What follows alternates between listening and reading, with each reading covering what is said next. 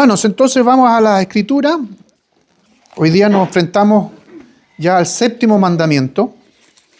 Así que en Éxodo capítulo 20 voy a dar lectura al verso 14 y luego vamos a dirigirnos, antes de ir al mensaje, brevemente en oración. Éxodo 20, 14 dice así: no cometerás adulterio. Oremos. Señor, te damos gracias otra vez y siempre quedaremos cortos en cuanto a ofrecerte a ti palabras o actitudes de gratitud. Nuestra gratitud ahora, Señor, es porque tenemos la hermosa oportunidad, una vez más, iniciando esta semana en tu día, el día del Señor, de recurrir a tu palabra, de poder, Señor, escuchar lo que tú quieres que nosotros oigamos con respecto a tu revelación. Especialmente, Señor, lo que comprende estos libros que inician tu revelación y particularmente, Señor, esta parte que nos expone tu ley, nos expone los 10 mandamientos, que son para nosotros también, Señor, ese marco en donde podemos y debemos movernos y vivir y desarrollarnos. Ayúdanos, por tanto, con tu Santo Espíritu, Señor, para escuchar y también profundizar en esta tu palabra. Oramos en el nombre bendito de Jesús. Amén. Amén. Bien, queridos, nada más.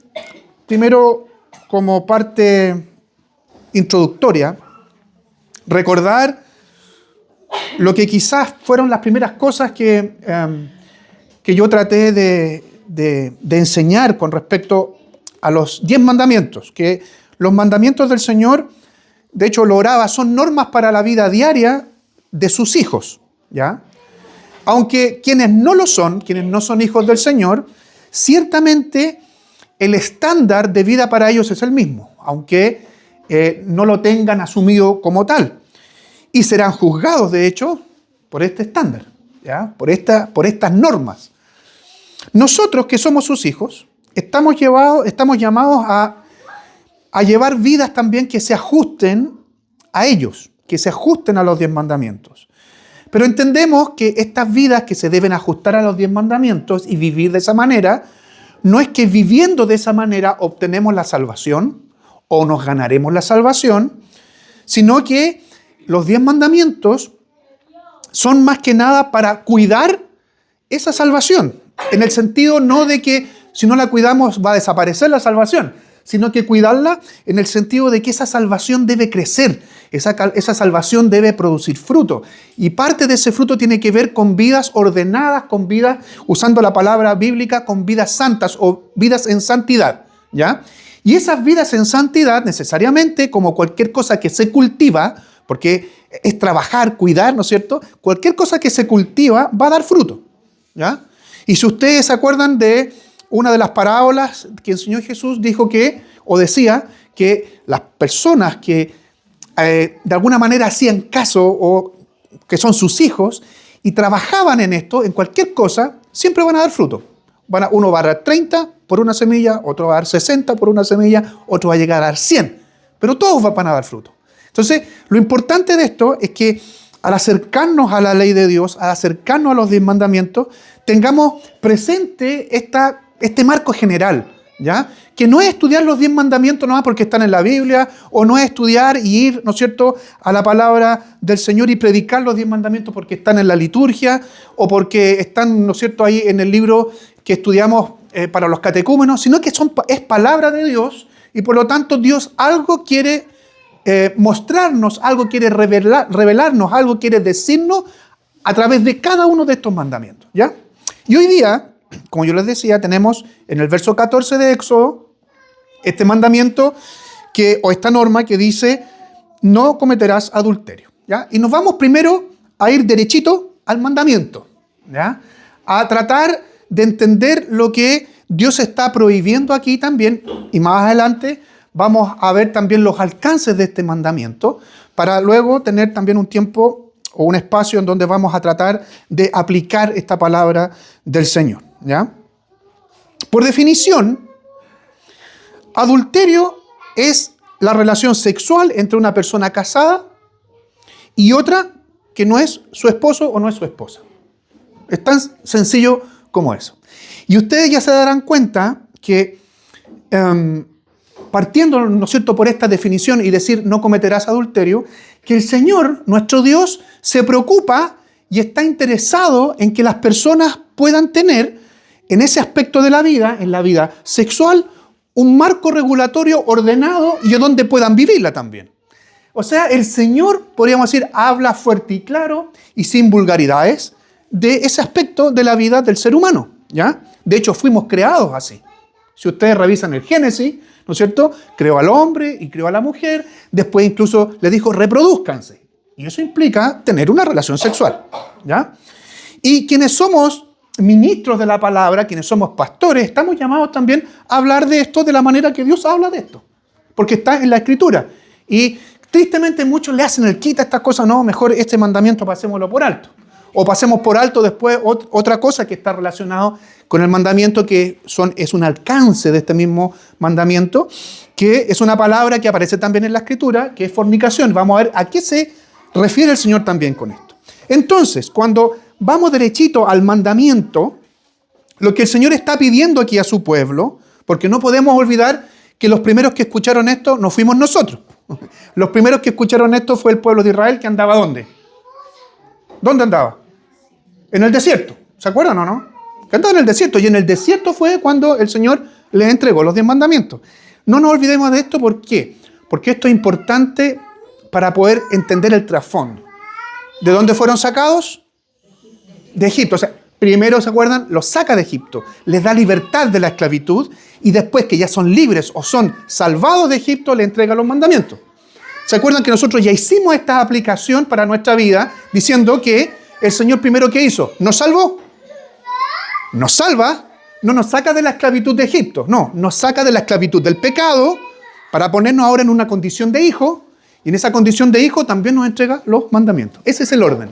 No nos entrega los mandamientos y dice cúmplelos para que yo te salve. No, nos salva, gracias, no lo merecíamos, y nos dice, ¿sabes? Vive de esta manera ahora, porque eres mi hijo, ¿ya? Eso es importante, no lo olvidemos, ¿ya? Entonces, el Señor está pidiendo a su pueblo aquí y le está diciendo la manera en que ellos deben vivir su sexualidad. La sexualidad se debe vivir a la manera que le agrada a Él.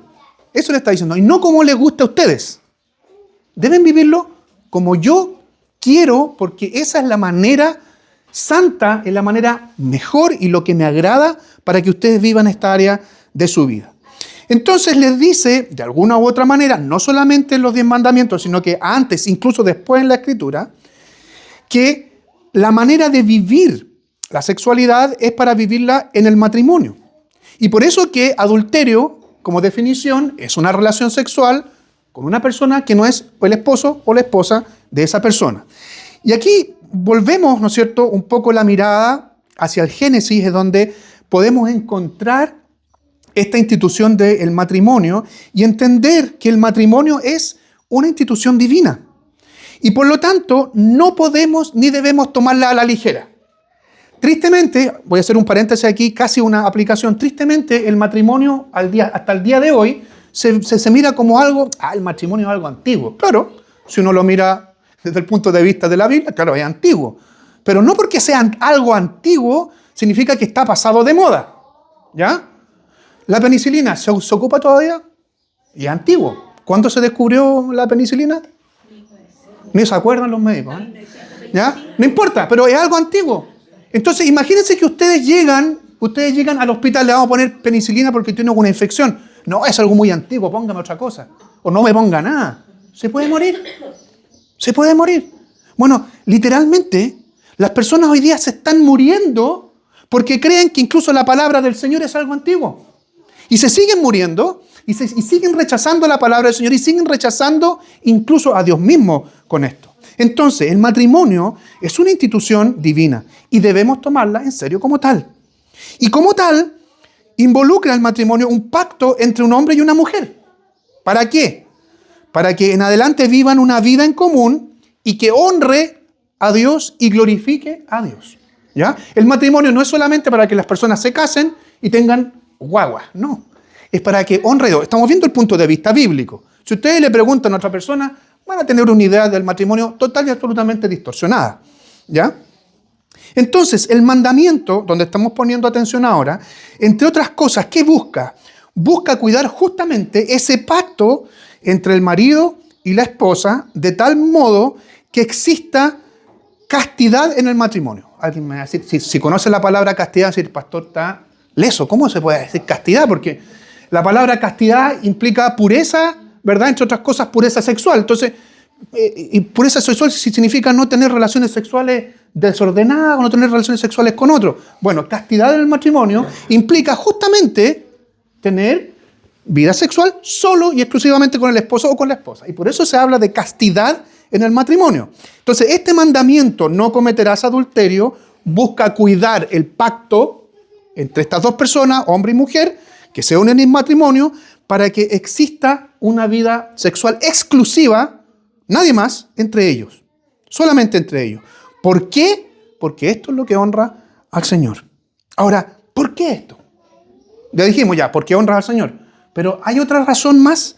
Hay algo, digamos, más potente o más fuerte que la Biblia grite, de alguna manera, o que el Señor grite. ¿Por qué el matrimonio? ¿Por qué esto? Sí, debido a que lo que sustenta el matrimonio está dado por la relación que tiene Dios con su pueblo. En este caso, en el Antiguo Testamento, Dios con Israel. Hoy día, en la era de la iglesia, Dios con la iglesia, que es su pueblo. Por eso, Dios se describe a sí mismo como un Dios celoso. ¿Se acuerdan que leemos los 10 mandamientos? ¿Ah? Dice ahí, un Dios celoso. ¿Y qué significa que Dios sea celoso? Que no quiere compartir por nada del mundo la adoración que le pertenece solo a Él con otros dioses. De alguna manera esto ya lo vimos en el primer y segundo mandamiento también. ¿Sí?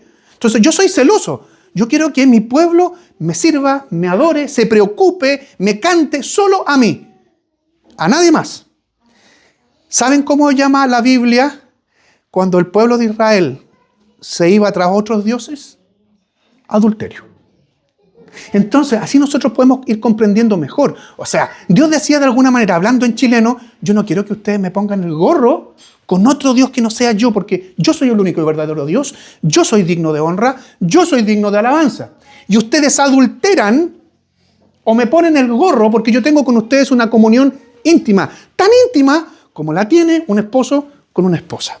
Y por eso, el adulterio o al pecado de adulterio también se le llama idolatría, comparando incluso a su pueblo con una prostituta cuando se va tras otros dioses. Miren, voy a citar acá al profeta Jeremías. Dice así, Jeremías capítulo 3, en este caso los versos 6 al 9. En los días del rey Josías, el Señor me dijo, ¿has visto lo que ha hecho la rebelde Israel? Va y se prostituye, o sea, un pueblo, qué extraño esto, Israel va y se prostituye en lo alto de cualquier monte, a la sombra de cualquier árbol frondoso. Yo pensaba que después de esto se volvería a mí, se iba a arrepentir, pero no fue así. Además, esto lo vio su hermana, la rebelde Judá, ya estaba dividido el pueblo de Dios entre Israel y Judá, estos dos reinos, ¿verdad? Lo vio su hermana, la rebelde Judá. Vio que yo había despedido y repudiado a Israel por su infidelidad y sus prostituciones, pero tampoco ella tuvo temor, sino que con la misma rebeldía que su hermana fue y se prostituyó. Y aquí no está hablando de un pecado sexual, está hablando justamente de ir tras otros dioses, pero lo toma como tal. Como Israel tomó a la ligera sus prostituciones y adulteró con ídolos de piedra y de madera, la tierra quedó contaminada. ¿Se fijan? ¿Se fijan el paralelo que está haciendo el Señor aquí? Y yo quiero que ustedes entiendan también esto, porque esto es importante para poder entender también por qué Dios, en el pacto entre un hombre y una mujer que se casan, ¿no es cierto?, tiene que existir esta profundidad. Yo tengo que mirar la fidelidad que tiene Dios y que ha tenido Dios y que ha tenido Cristo hasta el día de hoy con la iglesia, con nosotros. Ahora, como segunda cosa, ¿sí?, ya vimos de manera casi profunda, no entramos en muchos detalles, el asunto del mandamiento en sí y qué significa adulterio. ¿Cuáles son los alcances Solamente quedamos en lo que tiene que ver con una ruptura del pacto porque el marido o la esposa, ¿no es cierto?, engaña a su esposo o a su esposa, ¿no es cierto?, con otro que no sea él. Queda solamente ahí el asunto de este mandamiento y Dios apunta solo y exclusivamente a eso. Ahora, como ustedes lo vieron seguramente la semana pasada y cada vez que recurrimos a un mandamiento vemos alcances también de esto, no podemos pensar que este mandamiento queda solo en el ámbito del pecado sexual del adulterio consumado. Es decir, que efectivamente le pusieron los cuernos, ¿ya? Así como Jesús fue mucho más allá en cuanto al mandamiento que vieron la semana pasada con el hermano Sebastián, de no matar. Sebastián tiene que haber enseñado allí, y espero que lo haga así, si no lo voy a retar, que puede llegar a existir un asesinato en nuestro corazón. ¿No es cierto? O sea, yo puedo matar en mi corazón a mi prójimo, incluso aunque es mi hermano. Matar en mi corazón, deseando, podría desaparecer hoy día. ¿No es cierto? Y el Señor enseñó eso. Cualquiera que le diga, en el Sermón de la Montaña, cualquiera que le diga tonto, fatuo, estúpido a su hermano y esto lo abrigue en su corazón, es tan culpable como si le entierra un cuchillo, una espada, si le dispara, lo que sea. Bueno, así como el Señor Jesús fue mucho más allá con ese mandamiento, lo hace también con este. Dice allí en Mateo 5, en el mismo contexto del Sermón del Monte o el Sermón de la Montaña, Mateo 5, 27 al 28. Ustedes han oído que fue dicho, no cometerás adulterio. O sea, se está refiriendo exactamente al mandamiento, ¿sí? Pero yo, ¿quién dice Jesús? Yo soy el mismo autor de los mandamientos. Yo les digo que cualquiera que mira con deseos a una mujer ya adulteró con ella en su corazón. O sea, incluso antes de consumar físicamente, ya eres culpable de adulterio, le estaba diciendo el Señor. El Señor está yendo allí a la profundidad del mandamiento. O sea, lo está interpretando incluso correctamente. Si Él es Dios, si Él es el autor de los mandamientos, ¿quién mejor puede interpretarlo que Él mismo? Entonces Él dice, ¿saben qué? No tiene que ver solamente con consumar físicamente el adulterio, sino que cualquiera que ya, hablando en chileno, cualquiera que se pasa el rollo, ¿ya? Y no solamente un hombre hacia una mujer, sino que al revés también, una mujer con un hombre ya pecó, ya es adúltero, si estás casado, ¿ya? Y vamos a ver después qué pasa si no estás casado, ¿ya? Porque están poniendo aquí palitos ahí a la rueda, ¿no es cierto? El Señor, ¿qué está enseñando? El Señor está enseñando que el problema fundamental no está en la conducta. No, el problema está en el corazón. Como cualquier cosa que contravenga la voluntad de Dios, no solamente estrictamente un mandamiento. Cualquier cosa que contravenga la voluntad de Dios no tiene que ver con la conducta. De hecho, nosotros como padres erramos cuando queremos educar a nuestros hijos y los disciplinamos y queremos, ya hizo esto malo, la idea es que eso malo no lo vuelva a cometer y tratamos de remediar la conducta, pero no nos preocupamos de lo que hay en el corazón del hijo. Un corazón pecaminoso. El problema está en el corazón y eso es lo que está diciendo Jesús aquí. El pecado del adulterio también tiene que ver con el corazón, no tiene que ver con la conducta, ¿ya? Entonces, el Señor lo que está enseñando, repito, es que el problema fundamental no está en el hecho, sino que antes de que eso se cometa hay un problema en el corazón. También podemos decir, sin temor a equivocarnos, que este mandamiento, estamos viendo los alcances del mandamiento, que este mandamiento tiene el alcance de el carácter de cualquier tipo de pecado sexual, ¿ya? A cualquier pecado de carácter sexual, no solamente al adulterio. Si bien explícitamente está el adulterio, sin lugar a dudas lo está también, como yo les decía antes, y lo adelantaba, el pecado que la Biblia llama fornicación. Y la palabra fornicación, o el pecado de la fornicación, es las relaciones sexuales fuera del matrimonio. O sea, mantener relaciones sexuales, y no estoy hablando aquí de relaciones homosexuales, no, relaciones sexuales con personas del sexo opuesto, pero fuera del matrimonio, o no dentro del vínculo del matrimonio. Y escuchemos, ¿de dónde saca esto el pastor? De la Escritura, ¿ya? Escuchemos la palabra del Señor, solo unos versos más adelante del mismo capítulo 5 de Mateo, ¿ya? En el mismo contexto del Sermón del Monte. Jesús estaba predicando allí. Y dice, pero yo les digo, el que se divorcia de su mujer, o sea, de su esposa, ¿ya? El que se divorcia de su mujer, a no ser por causa de fornicación, hace que ella adultere, y el que se casa con la divorciada comete adulterio. Fíjense, aparece la palabra fornicación, aparece la palabra divorcio, aparece la palabra adulterio. Me voy a detener un momento para explicar qué estaba enseñando, qué estaba enseñando Jesús aquí.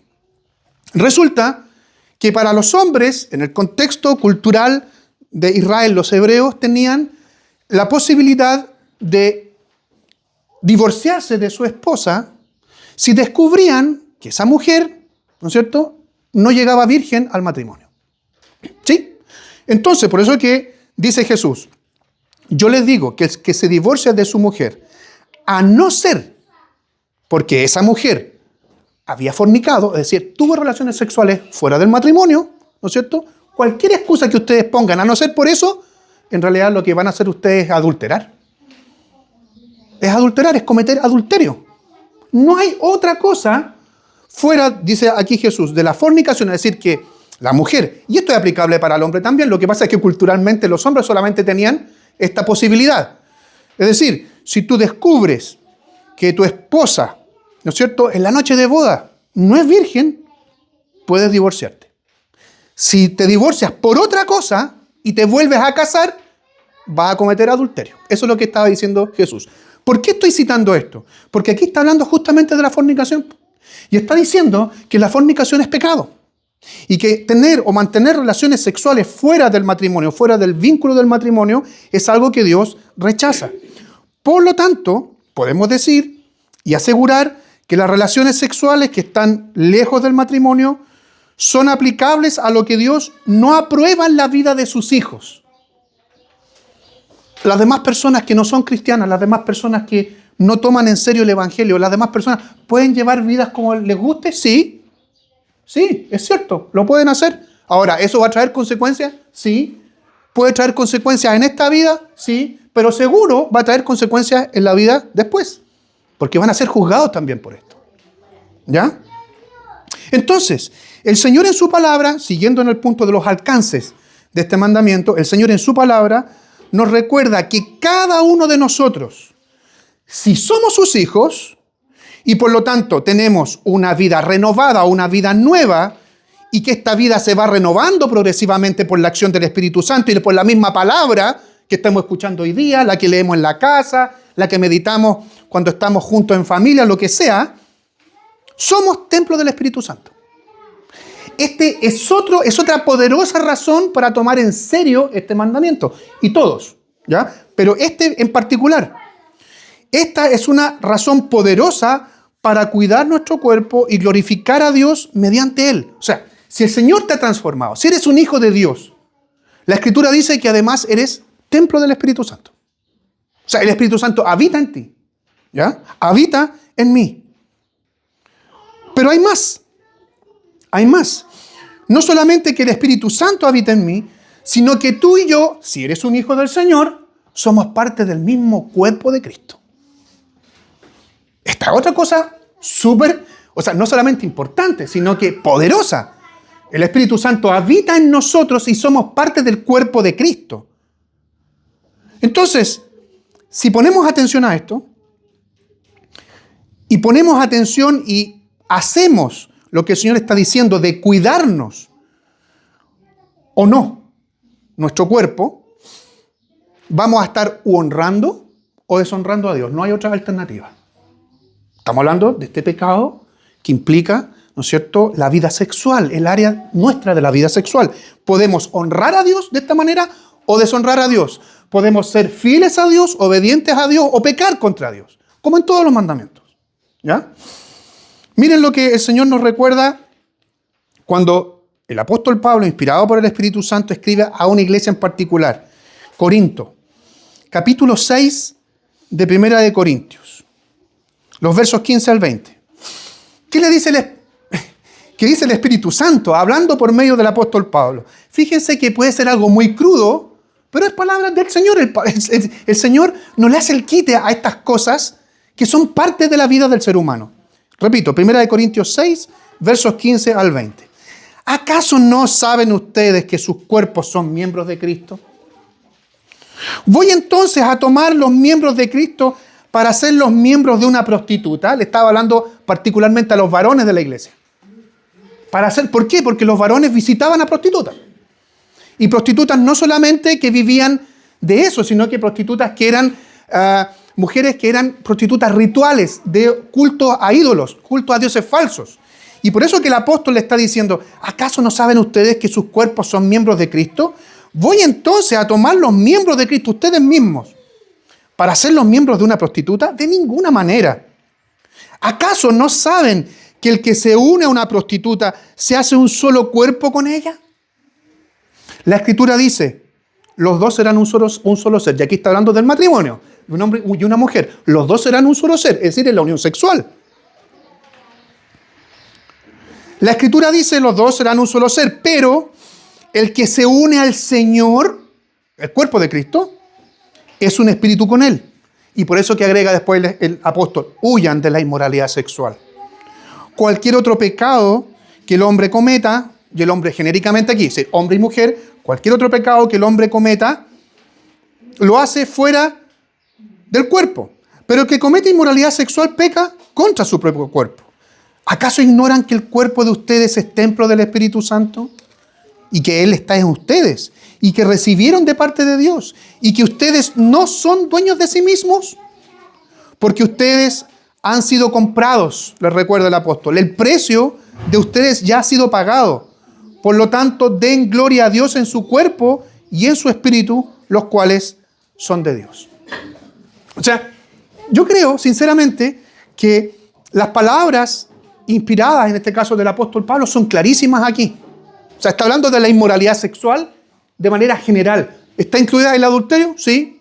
¿Está incluido la fornicación? Sí. ¿Está incluido cualquier otro tipo de inmoralidad sexual? También. Entonces, esto va a sonar ahí en el micrófono en la grabación. Pero bueno, no podía hacerlo de otra manera.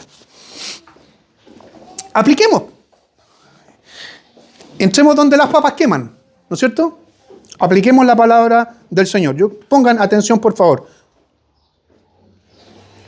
Porque si bien la exposición de la palabra es importante, no queda en nada si no aplicamos la palabra, ¿sí? Y las aplicaciones o la aplicación es importante.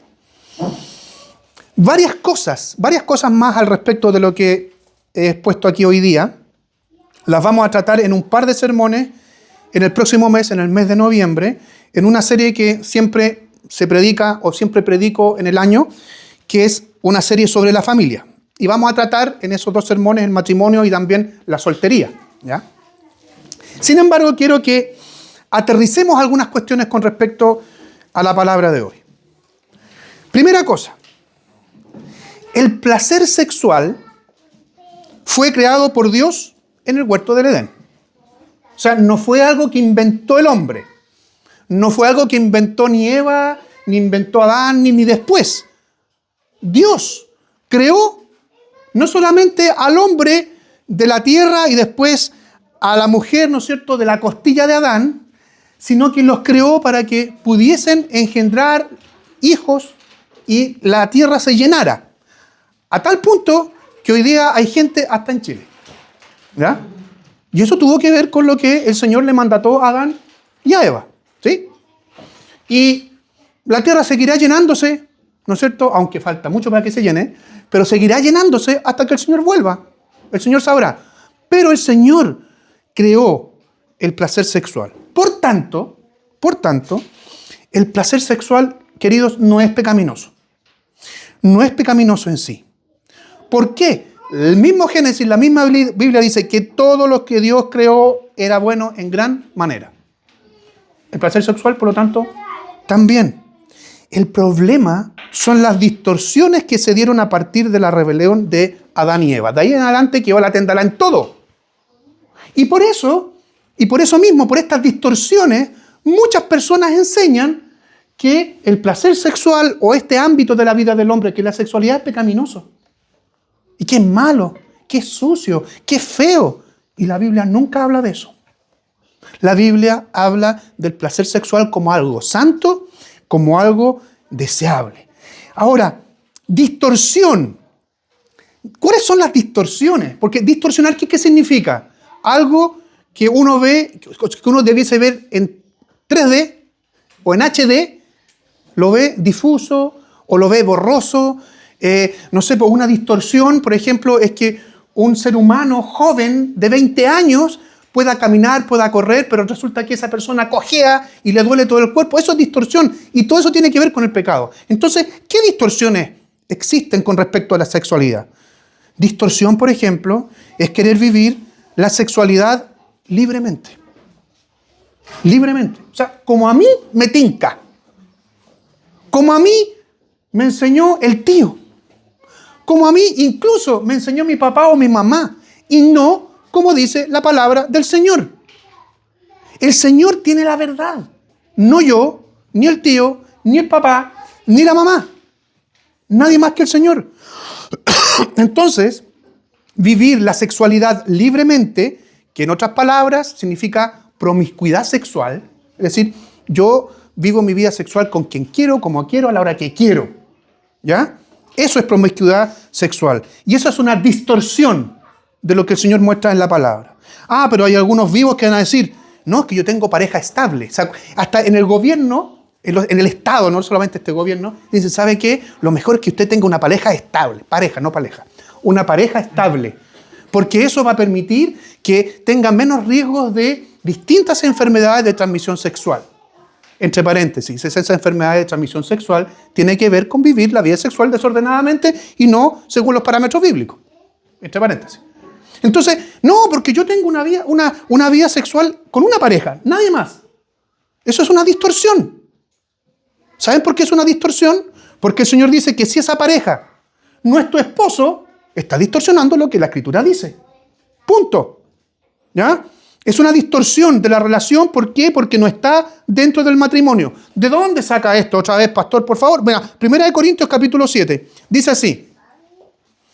Pero por causa de la inmoralidad sexual, querer vivir la vida sexual libremente, eso es inmoralidad, cada hombre debe tener su propia mujer, ¿no? Dice su propia esposa. Y cada mujer o cada esposo, o cada mujer o cada esposa, su propio esposo. No habla ni de mi novio, ni de pareja, ni del pololo, no. Esposo. ¿A causa de qué? De la inmoralidad sexual. La esposa, no dice la mujer ni la pareja, la esposa ya no tiene poder sobre su propio cuerpo, sino su esposo. La esposa, es que es machista la Biblia. Aquí dice que no es machista. Porque está diciendo que la esposa ya no tiene poder sobre su propio cuerpo, sino su esposo. Pero tampoco dice después, el esposo tiene poder sobre su propio cuerpo, sino su esposa. ¿Es machista la Biblia? No. Está poniendo a los dos en la misma condición. Entonces, ¿qué está diciendo aquí la palabra del Señor? Y sigo. El marido debe cumplir el deber conyugal con su esposa, lo mismo que la mujer con su esposo. ¿De qué está hablando aquí del deber conyugal? ¿De poner las lucas, ¿no es cierto?, para que la familia funcione? No, está hablando del placer sexual. Entonces está diciendo, ¿dónde se puede y se debe vivir esto? Es en el matrimonio, en ninguna otra parte. Entonces, la distorsión también está provocada, por ejemplo, por otras cosas como la pornografía.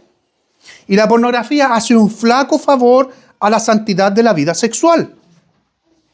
Y a propósito de que el placer sexual fue creado por Dios y de hablar de santidad de la vida sexual, parece extraño escuchar porque malamente se ha enseñado que es algo pecaminoso, como yo les había comentado. ¿Le está permitido al hombre y mujer en general, y en particular a los cristianos, gozar del placer sexual? Hice alusión de esto hace un ratito atrás. Por supuesto que sí. El asunto está en entender con quién y en qué condiciones. El placer sexual es algo bello. El placer sexual es algo santo, no es sucio, cuando está en el matrimonio. Eso es lo que dice el Señor. No dice nada más. Y yo espero que ustedes se sorprendan gratamente, queridos hermanos, gratamente, de que el Señor se hace cargo de estas cosas. Y de que estas cosas podemos escucharlas, podemos discutirlas y pueden ser habladas de manera santa y de manera pura en el culto al Señor. No sé cuántos de los que están aquí asistieron alguna vez a alguna iglesia o han escuchado incluso, porque yo sé que la otra vez yo me refería a esto. Yo no tengo ningún problema, ninguno, en que ustedes escuchen mensajes o predicaciones que están en YouTube. ¿Sí?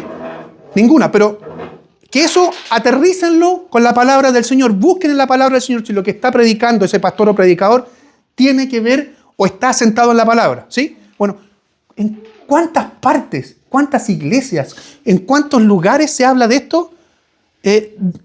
A ver, no voy a hacer una palabra demasiado coloquial. Se habla de esto de una manera libre y de una manera bíblica. Generalmente se le hace el quite. Pero queridos, se puede y se debe hablar y yo debo predicar de esto. Miren, acabamos de citar 1 Corintios 7, en donde se advertía que para evitar la inmoralidad sexual o pecados sexuales, el Señor exhorta al matrimonio. ¿Ya? Exhorta al matrimonio. Entonces, el placer sexual es lícito, como yo les decía. El placer sexual es deseable y fue creado incluso para nosotros, pero dentro del marco del matrimonio. Fuera de él, fuera del matrimonio, la sexualidad es pecaminosa y no le agrada al Señor. Por tanto, hombres y mujeres de Dios, aquellos que ahora son de Cristo, deben esperar al matrimonio para vivir esta área de la vida, no antes. No antes. Y por otro lado, y como penúltima cosa, el Señor nos exhorta a que el matrimonio de quienes son sus hijos debe ser entre cristianos. ¿Ya? Debe ser entre cristianos. Lo contrario, Dios lo desaprueba. Fíjense lo que dice 2 Corintios en este caso, capítulo 6, verso 14 al 16. No se unan con los incrédulos en un yugo desigual. Pues, ¿qué tiene en común la justicia con la injusticia? ¿Qué está diciendo aquí? Si tú eres cristiano, eres justo delante de Dios hoy día. Dios te ve como justo. Si te unes en matrimonio con alguien que no es cristiano, él es injusto. Él no es un hijo de Dios. ¿Qué de común tiene la justicia con la injusticia? Y después agrega otra pregunta, mucho más, digamos ahí, metiendo el dedo en la herida. ¿O qué relación puede tener la luz y las tinieblas? Tú eres luz. Si te unes con uno que no es cristiano, está en tinieblas. Y sigue atornillando allí el apóstol. ¿Y qué concordia tiene Cristo con Belial? Belial es otro nombre que se le da al diablo. O sea, está diciendo, tú eres cristiano, eres del Señor y te va a unir a alguien que es hijo del diablo. Eso está diciendo. Así, clarito. No le está buscando ahí el cuesco a la breva. No. Tú eres de Dios y te va a unir a alguien que es hijo del diablo. Y después dice, ¿o qué comunión tiene el creyente con el incrédulo? ¿Y qué acuerdo puede haber entre el templo de Dios y los ídolos? Porque los que no son cristianos, a algún Dios servirán que no es el Dios de la Biblia. Ustedes son el templo del Dios viviente. Ya Dios lo ha dicho, habitaré y andaré entre ellos, y yo seré su Dios, y ellos serán mi pueblo. Entonces, ¿qué comunión tiene un hijo de Dios con quien es hijo del diablo? Y esto es explicable desde el pololeo en nuestra cultura. Desde el pololeo. Porque el que pololea se enamoró y querrá el día de mañana a formar una familia con ese o con esa, dependiendo si el que, ¿no es cierto?, va a pololear es cristiano o no. Entonces, hermanos, el Señor nos está diciendo, nos está poniendo lineamientos que son clarísimos con respecto a esto. ¿Tú quieres casarte? Bien, hazlo. Porque eso va a incluir también, ¿no es cierto?, con tu esposa o con tu esposo, placer sexual. Pero eso tiene que ser con un cristiano o con una cristiana. Y alguien ya te está preguntando quizás, pero yo ya estoy casado. O yo ya estoy casada. Y con un incrédulo. Inclusive tengo hijos. ¿Qué hago? ¿Qué hago? O no estoy casado, no estoy casada, pero ya formé una familia. ¿Qué hago? ¿Qué hago? O sea, tengo que salir arrancando de aquí ya. El Señor me está presionando demasiado con esto. Bueno, el Señor es sabio. Si formaste una familia sin el vínculo del matrimonio, es hora que te comprometas en matrimonio. Eso es lo que honra a Dios. Acabamos de verlo. ¿Sí? No hay vuelta. Honra a Dios. Y si ya estás casada o casado con un incrédulo, procura una vida santa delante de esa persona. Quizá el Señor tenga misericordia de él o de ella. Ah, estas son palabras del pastor. No. Miren lo que dice el Señor en su palabra. Otra vez. 1 Corintios capítulo 7. Pero a los que están unidos en matrimonio les doy este mandato, que en realidad no es mío, dice el apóstol, sino del Señor. Que la esposa no se separe del esposo, pero en caso de separarse, que no se vuelva a casar o que se reconcilie con su esposo. Está hablando aquí de personas que llegaban a la fe. Yo, imagínense que estoy casado, ¿ya? O sea, no se imaginen, estoy casado, pero estoy poniendo un ejemplo. Estoy casado y resulta que me predican el Evangelio y me vuelvo a Cristo en arrepentimiento y fe y soy fiel, pero mi esposa no, ¿ya? O al revés, que una mujer ya está casada y se vuelve a Cristo en arrepentimiento y fe, pero su esposo no. Entonces, dice el Señor,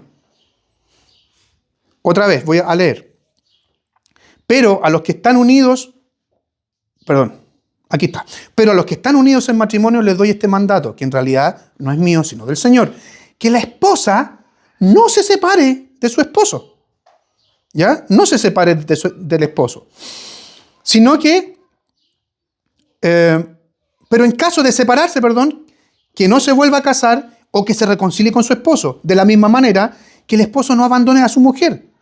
A los demás les digo yo, si la esposa de algún hermano no es creyente, y aquí va detallando mucho más el apóstol, si la esposa de algún hermano no es creyente, pero ella consiente en vivir con él, que no la abandone.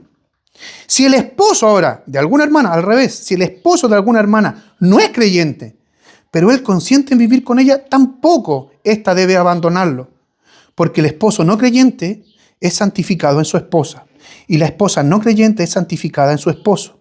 Si así no fuera, los hijos de ustedes serían impuros, mientras que ahora son santos. ¿Qué es lo que estaba sucediendo aquí para explicar? Para después terminar, hermanos, nada más. Esto es la última aplicación que estaba haciendo. Que algunos se estaban pasando de rosca.